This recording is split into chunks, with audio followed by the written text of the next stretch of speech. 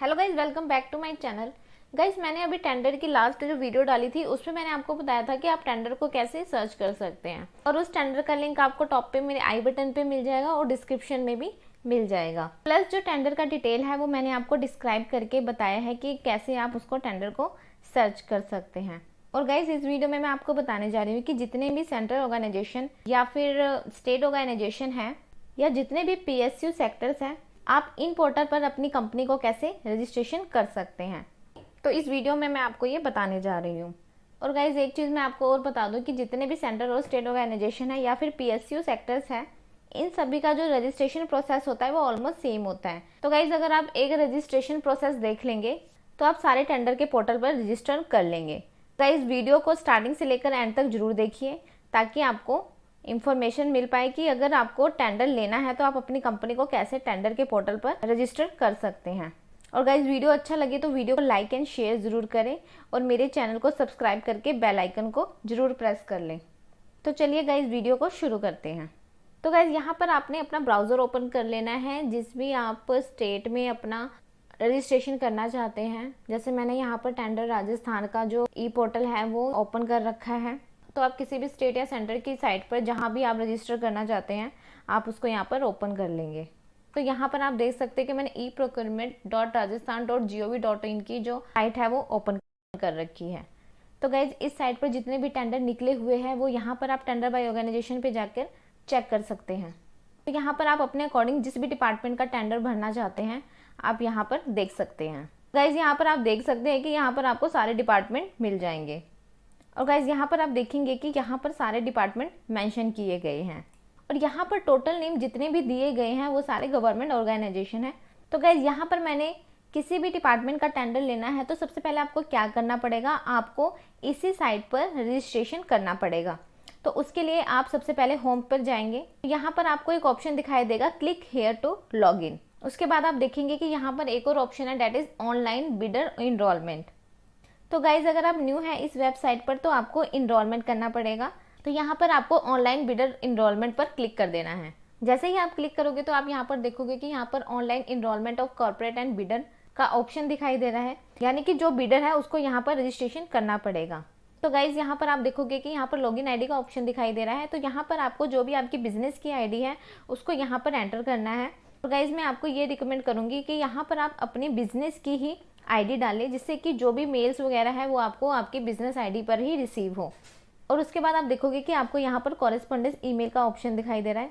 और यहाँ पर आप देखोगे कि यहाँ पर ये भी लिखा हुआ है कि correspondence email ID can be same as your login ID. It means कि आपने जो लॉगिन आईडी डाला है वो सेम हो सकती है आपकी कॉरेस्पॉन्डेंस ईमेल आईडी से। और गाइज, अगर आपकी लॉगिन आईडी और कॉरेस्पॉन्डेंस ईमेल आईडी सेम रहेगी तो आपके लिए ही इजी रहेगा। देन उसके बाद आप देखेंगे कि आपको मोबाइल का ऑप्शन दिखाई दे रहा है। यहाँ पर आप IND इंडिया को सिलेक्ट कर लेंगे।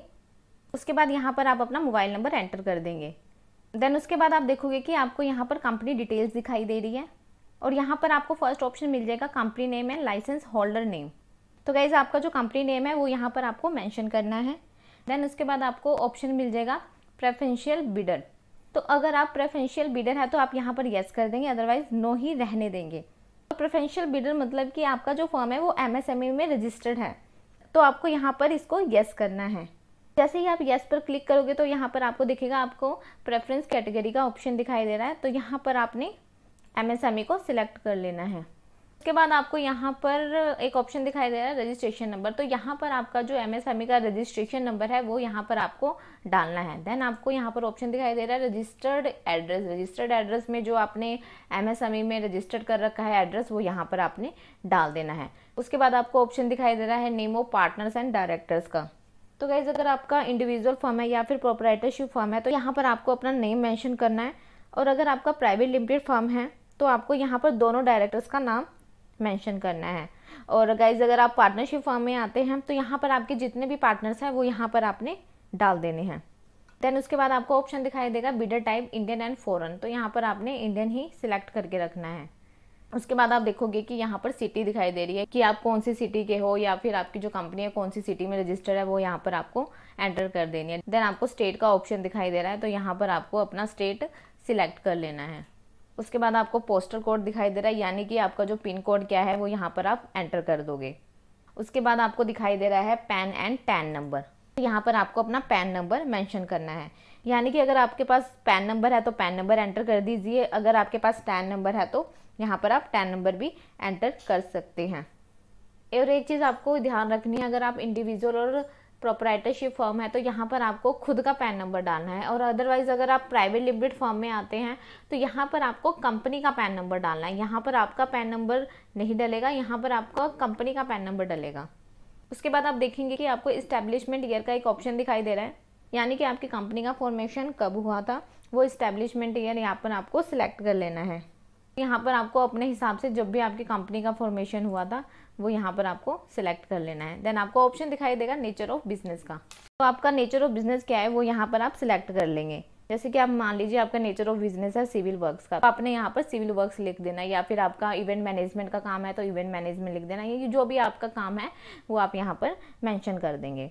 उसके बाद आपको ऑप्शन दिखाई देगा लीगल स्टेटस का। लीगल स्टेटस में आपको बताना है कि आप कौन से लीगल स्टेटस में आते हैं, आप प्राइवेट लिमिटेड कंपनी, आप अंडरटेकिंग में, जॉइंट वेंचर है, पार्टनरशिप फर्म है ना, अदर्स हैं। यहाँ पर आपको अपने अकॉर्डिंग सिलेक्ट कर लेना है।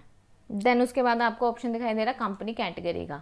कंपनी कैटेगरी का मतलब कि जो आपने एमएसएमई में रजिस्टर कर रखा है, आपकी कंपनी कौन सी यूनिट में आती है, आपकी कंपनी माइक्रो में आती है, स्मॉल में आती है, मीडियम में आती है, तो यहाँ पर भी आपको अपने अकॉर्डिंग यहाँ पर सिलेक्ट कर लेना है कि कौन सी कैटेगरी में आप एमएसएमई के आते हैं।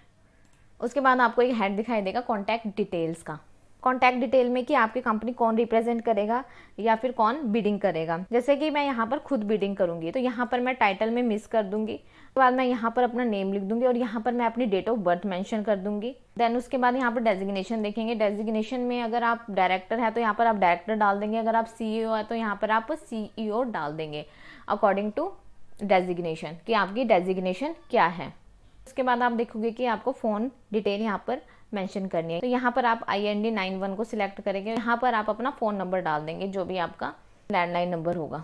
उसके बाद आपने यहाँ पर एंटर कैप्चा कर देना है, जो भी आपको यहाँ पर कैप्चा दिखाई दे रहा है। कैप्चा एंटर करने के बाद आपने यहाँ पर सबमिट कर देना है। जैसे ही आप सबमिट पर क्लिक करोगे तो आप यहाँ पर देखोगे कि यहाँ पर आपको बिडर इनरोलमेंट एक्नॉलेजमेंट मिल जाएगी। तो गाइज यहाँ पर आपने क्या करना है, जो भी इन्फॉर्मेशन फिल करी थी उसको एक बार रीचेक कर लेना है कि कोई भी इन्फॉर्मेशन आपने गलत तो नहीं फिल कर दी है। यहाँ पर आपको एक बार अच्छे से डिटेल को चेक कर लेना है। सारी इन्फॉर्मेशन चेक करने के बाद आपने यहाँ पर सेंड वेरिफिकेशन कोड पर एंटर कर देना है।